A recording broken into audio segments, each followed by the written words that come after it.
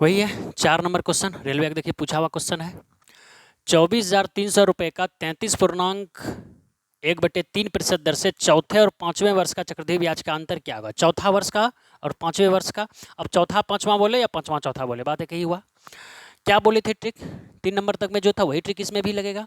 Trick क्या है कि जो लास्ट वाला वैल्यू है यानी कि अंतिम वर्ष जो है उस पर ध्यान देना है।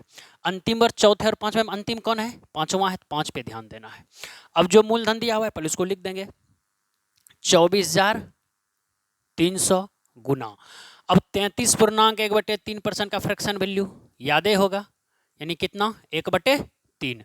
क्या बोले थे सबसे शुरू में एक बार डायरेक्ट वैल्यू और लास्ट में भी एक बार डायरेक्ट वैल्यू, ये लिख देना है।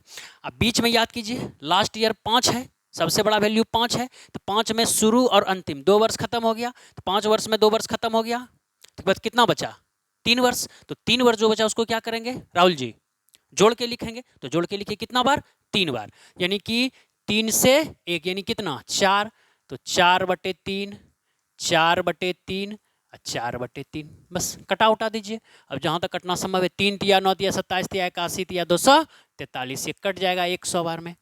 4 चौक 16 चौकी 64 और 64 पे डबल जीरो यानी कितना 6400, आंसर 6400 बी।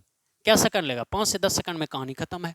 तो 24,300 का 33.1/3% दर से चौथे और पांचवें वर्ष का अंतर कितना होगा, तो 24,300 रुपया का 6400 रुपया होगा। बस चलिए 5 नंबर बनाइए। बस ध्यान देना है जो लास्ट ईयर है